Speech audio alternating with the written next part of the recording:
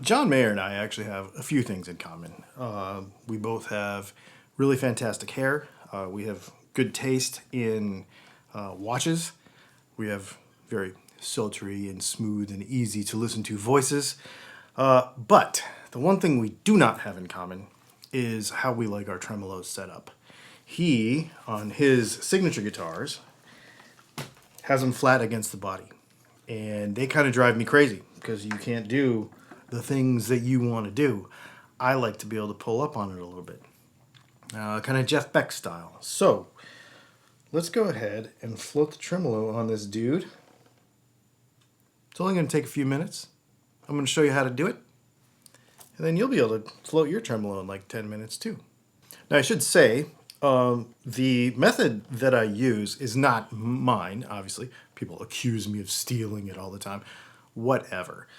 There's been many people to do this throughout the years. Many years ago on YouTube, when YouTube was really grainy and the cameras were terrible, there was a guy named Frudua, an Italian dude. And he was really good at this. And I've just kind of adapted his method to this and to Floyd's and kind of all tremolos that you kind of want to be able to warble both ways. And yeah, it works really well. Let's do it. So what we're going to start with is the weight of the strings that you're going to play on your guitar. 9s, 10s, 11s, doesn't matter what they are. Get them on the guitar, get them set in and stretched out and how you want to play them. Because remember that if we're going to float a tremolo, we need to equalize the tension from the back to the front so that it's floated in the right spot. So you need your string tension to be what you want it to be. When you start out, you're going to have the tremolo base plate, the bridge base plate, kind of at a backwards angle like this, like you see on this Silver Sky. And our end result is going to look more like what's on my PRS Fiore, where it's flat and there's a gap in between there, but we need to equalize that stuff. So, first thing I did, took the back cover off. I got the strings on there that I want to get, and I got a package of Post-it notes. And what we're going to do is the guitar is tuned to normal pitch with the strings, and we are going to put these underneath here until we get this bridge level. And you're just going to use sheets of paper. Let go of the tremolo completely because it'll compress the paper. So just get this, a couple more sheets here. All right, so now what I've got is the tremolo is parallel, the base plate is parallel to the body, being held up by these Post-it notes. So we've got it shimmed more or less. Now this is going to be super flat. So now that that's totally level, the whole guitar is going to be all flat, right? So now what we want to do is we want to use our tuner and tune our G string, just the G string, up to pitch. Get this as close as you can. All right, so now I've got my G string up to pitch, all the other strings are flat.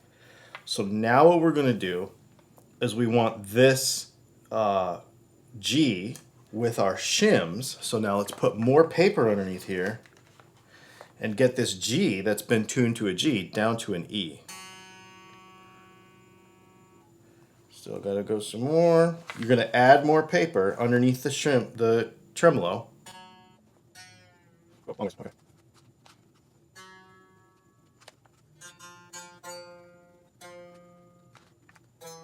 Oh, we're getting close.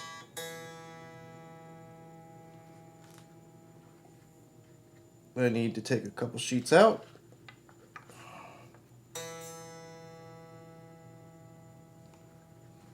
Probably 2 more sheets out.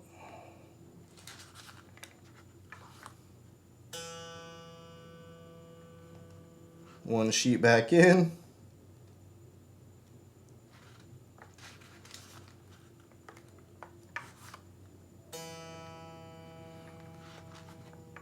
I must have put more than one in there. All right, okay, so now we took that G string that we had tuned with the paper in here. We bent it, the tremolo down to an E. Perfect. So now what we're gonna do is tune the guitar to pitch with the paper in there.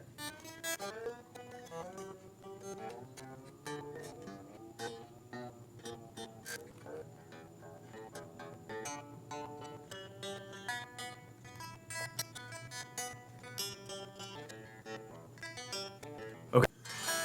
So that is tuned to pitch with the paper in there. So now what we're gonna do is we're gonna do something crazy. Whoops. Now we're gonna pull it all out, and it's gonna be back to the bottom again, and it's gonna be all super sharp. So now what we're gonna do is we're gonna take a long screwdriver, use a long screwdriver that won't damage the body, and we're gonna tune the guitar with the back screws on the tremolo springs. So we're going to, basically I do this with the high E and the low E because that's all that really matters. So I'm a full step high. So I'm going to loosen this, and I'm going to do it equally on both sides, hopefully. More.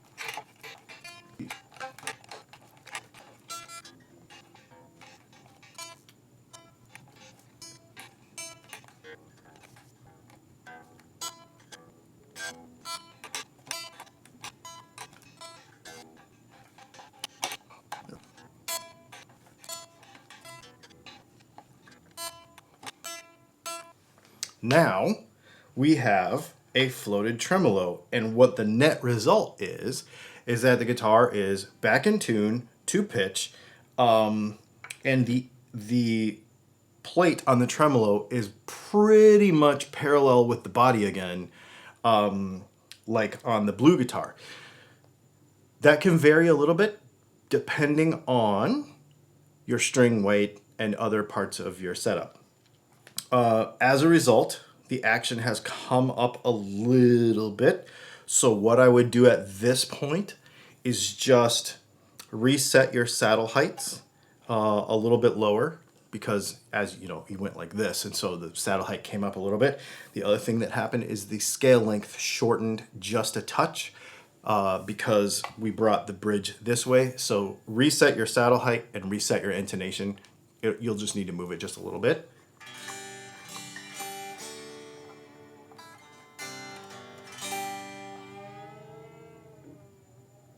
But now you can. Now you have a floated tremolo on your Silver Sky, and it works pretty good. And it took us about 10 or 15 minutes to do that.